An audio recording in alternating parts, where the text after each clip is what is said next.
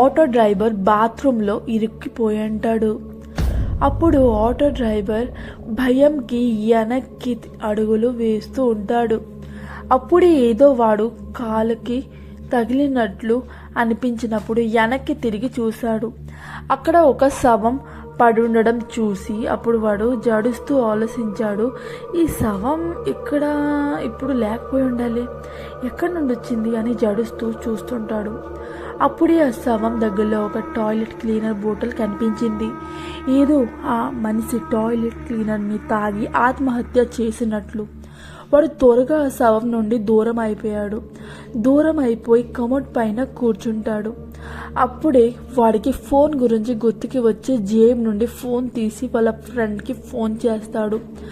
రాజు, నాకు కాపాడు, ఈ అమ్మాయి నన్ను చంపేస్తుంది ఇలా అని మాట్లాడేటప్పుడు ఎవరో సడన్గా ఫోన్ తీసుకుంటారు. ఆటో డ్రైవర్ ఫోన్ తీసుకున్న వైపు చూశాడు. అక్కడ ఉన్న దృశ్యాన్ని చూసి డ్రైవర్ ఒళ్ళు మొత్తం గలపొడిసినట్లు అనిపించింది. వాడు ముందున కింద పడిన శవం ఫోన్ తీసుకొని రసగుల్లాలా మింగేస్తుంది. ఆటో డ్రైవర్ భయంగా ఏడుస్తూ ఆ శవంని చూస్తూ ఉంటాడు. వాడు చిన్నప్పుడు వాళ్ళ నాన్న నుండి వినుంటాడు, చనిపోయిన వ్యక్తులు మరి ఎప్పటికీ లెగవరు. కానీ ఈరోజు వాడికి అనిపించింది వాళ్ళ నాన్న తప్పుగా చెప్పారు. అలానే కొద్ది సమయం తర్వాత డ్రైవర్ ఫోన్ రింగ్ టోన్ వినిపిస్తుంది. చూసేటప్పుడు ఆ రింగ్ టోన్ ఆ శవం లోపల నుండి వస్తుంది. కానీ ఏం లాభం లేదు. ఆ రింగ్ టోన్ 3-4 సార్లు వాగేసి సైలెన్స్ అయిపోయింది. పాపం వాడు గట్టిగా ఏడుస్తూ, మేడం నాకు బయటికి తీయండి, మేడం నాకు బయటికి తీయండి అని 2-3 సార్లు అరుస్తూ చెప్తూ ఉంటాడు. అప్పుడే బయటి నుండి ఆ అమ్మాయి గౌతమి ఇలా అంటుంది, అరే మీరు లోపలికి ఎలా వెళ్ళారు, మీకు ఎవరు ఇక్కడ బంధించారు? ఆటో డ్రైవర్ ఇది వినేసి సంతోషిస్తాడు. ఆ అమ్మాయి నాకు ఇక్కడ బంధించలేదు అని పరిగెడుతూ ఆ డోర్ దగ్గరికి వెళ్ళి, మేడం త్వరగా ఈ తలుపు ఇప్పేసండి, ఎవరో బయట నుండి గెడ పెట్టిస్తున్నారు. అప్పుడే ఆ అమ్మాయి అంటుంది, ఇప్పుడే ఇప్పేస్తున్నా, మీరు డోర్ ఎదురుగా నిలబడండి అని అనేసి దగ్గరలో ఉన్న సూది త్రిశూలంని పట్టుకొని ఆ డ్రైవర్ని అడుగుతుంది, మీరు డోర్ మధ్యలోనే ఉన్నారుగా.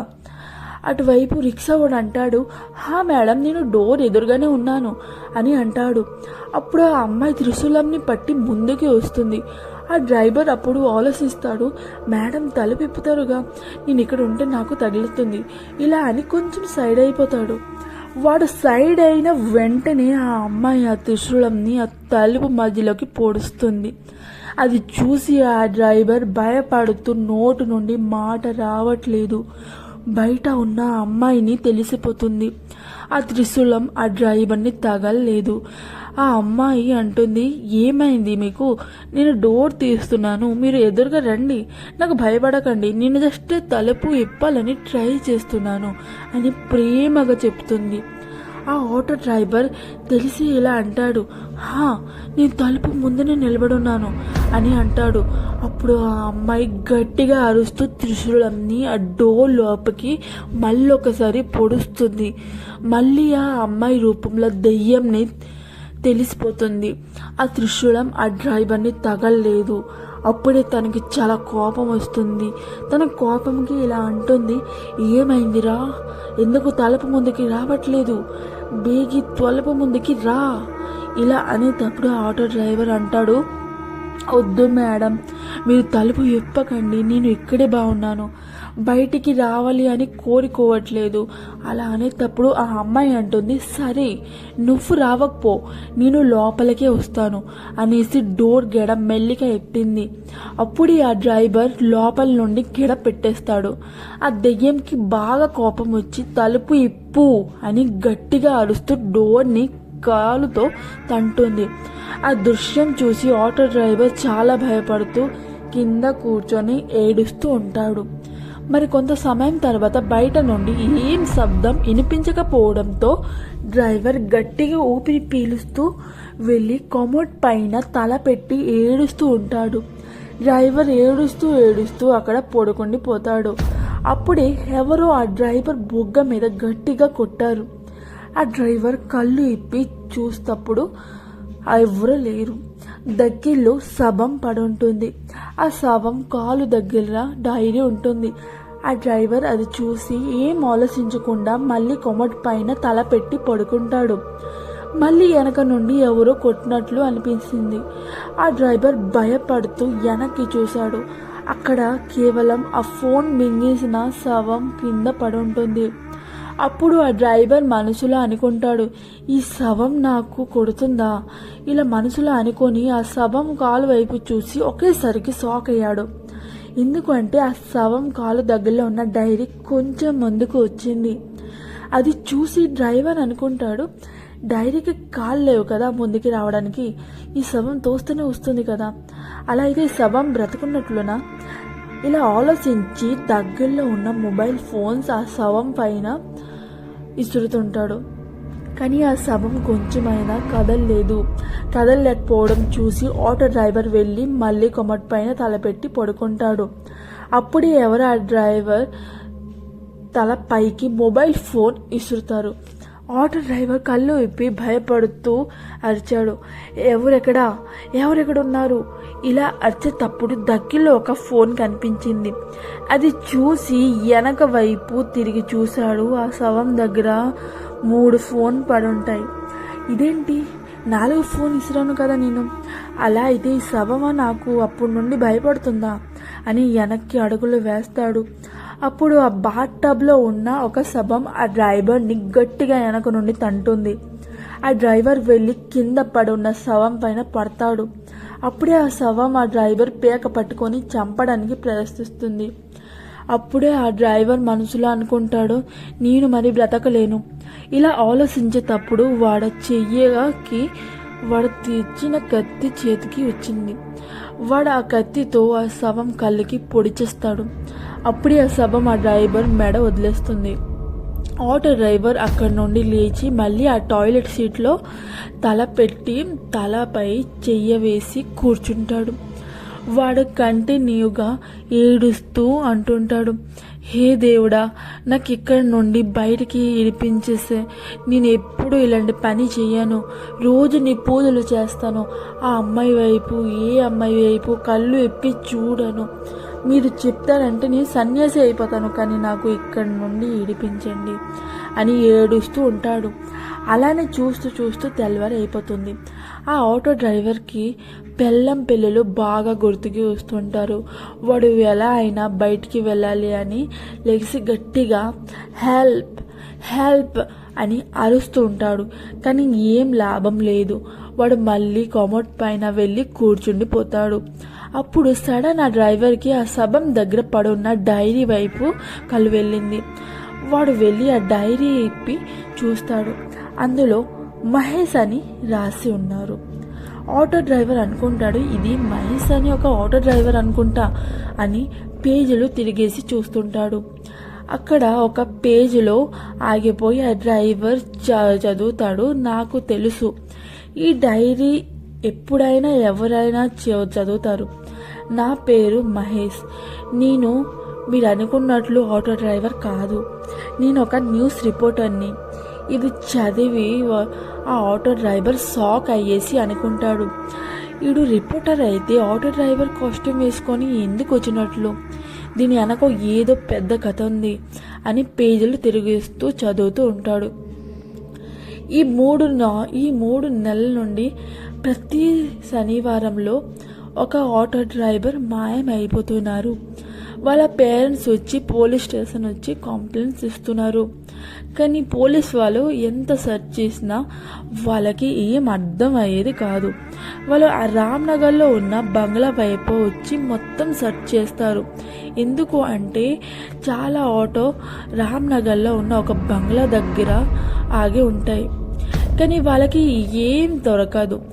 ఏం వినేసి నాకు కొంచెం తేడా కొట్టి ఏదో ఉంది ఇక్కడ, అది తెలుసుకోవడానికి నేను ఆటో డ్రైవర్ కాస్ట్యూమ్ వేసుకొని వాళ్ళు వెళ్ళిన దారిలో డ్రైవ్ చేస్తూ ఉంటాను. అప్పుడు దారిలో ఒక అమ్మాయి ఆటో ఆపుతూ కనిపించింది. తనకి ఎక్కడో చూసినట్లు అనిపించింది, కానీ గుర్తుకి రావట్లేదు. అప్పుడే ఆ అమ్మాయి అన్నది, రామ్నగర్కి వెళ్తారా, తను అలా అడిగేటప్పుడు నేను హ్యాపీగా వెళ్తాను, కూర్చోండి అని చెప్పాను. నేను మాత్రం డ్రైవ్ చేస్తూ అమ్మాయిని ఎక్కడో చూసినట్లు అని గుర్తుపడుతూ ఉంటున్నాను, కానీ నాకు గుర్తు రావట్లేదు. అలానే ఆ బంగ్లా వచ్చాక ఆటో ఆపండి అని అన్నది. నేను ఆటో ఆపాను. తర్వాత ఆ అమ్మాయి డబ్బులు ఇచ్చి బంగ్లా లోపలికి వెళ్ళిపోయింది. నేను ఆ బంగ్లా వైపు చూసేటప్పుడు చాలా షాక్గా ఉండిపోయాను. ఎందుకు అంటే ఆ బంగ్లా 4 సంవత్సరాల నుండి బంద్ పడింది. ఈ అమ్మాయి ఎక్కడికి ఎందుకు వెళ్ళినట్లు అని తెలుసుకోవడానికి లోపలికి వెళ్ళాలని అనుకున్నాను. అప్పుడే నా ఆటో వెనకాల సీట్లో ఫోన్ కనిపించింది. ఆ ఫోన్ ఇవ్వడానికి వెళ్ళినట్లు వెళ్తాను అని లోపలికి వెళ్ళాను. డోర్ బెల్ కొట్టాను, కానీ ఎవరు డోర్ ఓపెన్ చేయకపోవడంతో డోర్ని కొట్టాలి అనుకున్నప్పుడు డోర్ ఆటోమేటిక్గా ఓపెన్ అయిపోయింది. నేను అనుకున్నాను తొందరలో ఆ అమ్మాయి డోర్ క్లోజ్ చేయలేదేమో అని లోపలికి వెళ్ళి మేడం మేడం అని గట్టిగా పిలిచాను. అప్పుడే నాకు ఏదో భయంకరం శబ్దం వినిపించింది. నేను ఆ శబ్దం వైపు పరిగెడుతూ వెళ్ళాను. అక్కడికి వెళ్ళి చూసేటప్పుడు అదొక బాత్రూమ్. అక్కడ ఉన్న ఆటో డ్రైవర్ స్రవాలు చూసి నా గుండె ఆగిపోయినట్లు అనిపించింది. వెనక నుండి ఆ అమ్మాయి డోర్ వేసి వెళ్ళిపోయింది. అది చూసి నేను ఎంత ఏడిసినా సరే తలుపు ఎప్పలేదు. అలానే నాకు గుర్తుకొచ్చి జేబు నుండి ఫోన్ తీసి గూగుల్లో సెర్చ్ చేశాను ఈ బంగ్లా ఓనర్ గురించి. అప్పుడు నేను ఆ ఓనర్ ఇమేజ్ చూసి షాక్ అయ్యాను. అసలు ఇది ఎలా పాసిబుల్? ఈ అమ్మాయి ఈరోజు నా ఆటోలో కూర్చుంది కదా. గూగుల్లో నాకు ఈ అమ్మాయి చనిపోయి 4 సంవత్సరాలు అవుతుంది చూపిస్తుంది. అది చూసి నాకు భయం కలిగింది. ఎందుకంటే ఏదో మనిషిని రాదండిగా పట్టుకుండడం అని కున్నప్పుడు దెయ్యం మజికి వచ్చింది.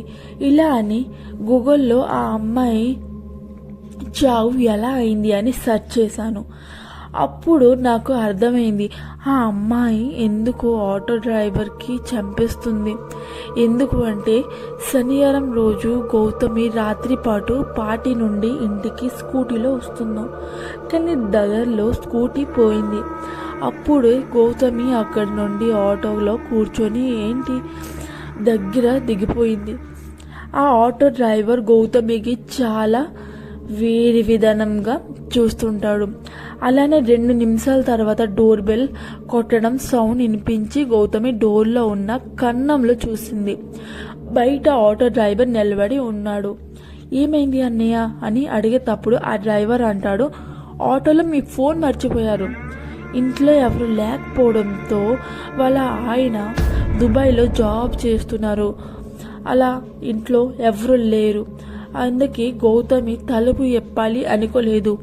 అందుకే ఆ డ్రైవర్కి అంటుంది, మీరు ఆ ఫోన్ అక్కడే ఉంచండి, నేను తెల్లవారైతే బయటికి వచ్చి తీసుకువెళ్తాను అని అంటుంది. సరే మేడం అని ఆ డ్రైవర్ ఆటో స్టార్ట్ చేసి వెళ్ళిపోతాడు. ఆ డ్రైవర్ వెళ్ళిపోవడం చూసి గౌతమి డోర్ మెల్లిగా ఓపెన్ చేసి ఆ ఫోన్ని తీసుకోవాలి అనుకున్నప్పుడు దగ్గరలో ఉన్న మరొక ఆటో డ్రైవర్ కత్తి పట్టుకొని గౌతమికి బెదిరిస్తాడు. మా ప్లాన్ సక్సెస్ఫుల్ అయినట్లు అనుకొని నవ్వుతూ ఉంటాడు. ఆ డ్రైవర్ మరొక డ్రైవర్కి ఫోన్ చేసి పిలిచేస్తాడు. వాళ్ళిద్దరూ ఆ గౌతమికి పాడు చేసి డబ్బులు బంగారం తీసుకొని గౌతమికి చేతులు కట్టేసి బాత్రూంలో చావడానికి వదిలేస్తారు. గౌతమి ఎంత ఏడ్చినా సరే వాళ్ళు వినకుండా తలుపుకి బయట నుండి తాళం వేసేసి వెళ్ళిపోతారు. ఆ ఇంట్లో పని చేసిన అమ్మాయి 2-3 సార్లు కంటిన్యూస్గా వచ్చి తాళం వేసి ఉండడంతో తిరిగి వెళ్ళిపోతుంది. అప్పుడే కొన్ని రోజుల తర్వాత గౌతమి వాళ్ళ హస్బెండ్ దుబాయ్ నుండి వచ్చి తాళం ఎప్పి లోపలికి వెళ్తాడు. తన భార్య లేకపోవడంతో అనుకుంటాడు బయటికి ఎక్కడికి వెళ్ళి ఉంటుందేమో అని. తను ఫ్రెష్ అవ్వడం గురించి ఆలోచించి బాత్రూమ్ వైపు వెళ్తాడు. అక్కడికి వెళ్ళేటప్పుడు అక్కడ గౌతమి శవం చూసి వాడు పోలీస్ స్టేషన్ వెళ్ళి కంప్లైంట్ ఇస్తాడు. పోలీస్ వాళ్ళకి ఆ డ్రైవర్ ఇద్దరు దొరికిపోతారు. వాళ్ళకి జైలు శిక్ష ఇస్తారు. అప్పటి నుండి గౌతమి దెయ్యమైపోయి తనలో ఈ సమాజంలో ఎవరికి ఇలా జరగకూడదు అని అందరి ఆటో డ్రైవర్లకి చంపేస్తుంది. నేను మాత్రం ఎంత తలుపు కొట్టి చెప్పినా నేను ఆటో డ్రైవర్ కాదు అయినా సరే తలుపు ఎప్పలేదు. చాలా రోజులు గడిచిపోవడంతో నాకు బాగా ఆకలి దాహం వేస్తుంది. మరి ఏం ఆప్షన్ లేదు బయటికి వెళ్ళడానికి. నేను మాత్రం ఆ అమ్మాయి గౌతమి గురించి ఆలోచించను. పాపం తన ఆకలికి దాహంకి ఎలా కొట్లాడుతూ చనిపోయింది అని ఆలోచిస్తూ అలానే కూర్చుండిపోయాను. అప్పుడు నాకు ఒకటి దారికి కనిపించింది. అప్పుడు అక్కడ ఒక టాయిలెట్ క్లీనర్ ఉన్నా అది తీసుకొని తాగేస్తాను అని అనుకున్నాను. మరొక పేజ్ తిరిగేసిన తర్వాత ఆ పేజ్లో మరి ఏం లేదు. దాని అర్థం ఆ రిపోర్టర్ టాయిలెట్ క్లీనర్ని తాగి చనిపోయాడా అని షాక్గా నిలబడిపోతాడు. కానీ ఆ ఆటో డ్రైవర్ మనసులో అనుకుంటాడు, ప్రతి శనివారం ఒక ఆటో డ్రైవర్ ఈ బాత్రూంలో ఇరికిపోతారు కదా, నేను ఎలా అయినా వచ్చే శనివారం వరకు బ్రతకాలి. వేరే డ్రైవర్ వస్తే వారితో పాటు కలిసి ఏదైనా చేయగలను అనుకొని ధైర్యంగా ఆలోచిస్తాడు. పాపం వాడికి తిండి లేక పిచ్చివాళ్ళ అయిపోతుంటాడు. దగ్గర ఉన్న సవాల్ చూసి మనసులో అనుకుంటాడు, నేను ఎలా అయినా బ్రతకడానికి ఏదైనా తింటాను అని ఆ శవం దగ్గరికి వెళ్ళి కత్తితో ఒక ముక్క తీసి లైటర్తో కాల్చి తినాలి అనుకున్నాడు. కానీ అది ఒక ముక్క నోట్లో పెట్టుకున్నప్పుడు ఒకేసారి వామిటింగ్ చేసేస్తాడు రిక్షావాడు. వాళ్ళని వామిటింగ్ చేసినా సరే ఆ సవాలు మాంసం తినేసి 6 రోజుల వరకు బ్రతుకుతాడు. శనివారం రోజు ఆ ఆటో డ్రైవర్ చాలా హ్యాపీగా ఉన్నాడు. అలానే రాత్రి 2 అవుతుంది. ఒక ఆటో సౌండ్ వినేసి ఈ ఆటో డ్రైవర్ గట్టిగా అరుస్తాడు, ఎవరైనా ఉన్నారా, కాపాడండి, నాకు బ్రతికించండి నాకు అని గట్టిగా అరుస్తూ డోర్ లాక్ తీస్తాడు. ఈ ఆటో డ్రైవర్ అనుకుంటాడు మరొక ఆటో డ్రైవర్ వచ్చుంటాడు ఏమో అని సంతోషించి చూసేటప్పుడు ముందున భయంకరంగా ఆ దెయ్యం నిలబడి ఉంటుంది. వాడు పరిగెట్టాలి అనుకున్నప్పుడు వెనక నుండి పెద్ద గ్లాస్లో తల పగలగొట్టేసి పెద్ద త్రిశూలంతో పొడిచిస్తుంది. తన ఆ శవంకి అడ్డట్లో పెట్టి పాటలు పాడుతూ ఆ శవంతో డ్యాన్స్ చేస్తూ ఉంటుంది. తన ఆత్మకి ఎప్పుడు విముక్తి కలదు. ఇందులో మాకు తెలిసింది ఏంటి అంటే, ఎక్కువ ఆశపడి ఇలాంటి చేసే పనుల వల్ల వేరే వాళ్ళు ఏం చేయకపోయినా సరే వాళ్ళు ఆ మరణ గోతిలో పడాల్సిందే వస్తుంది.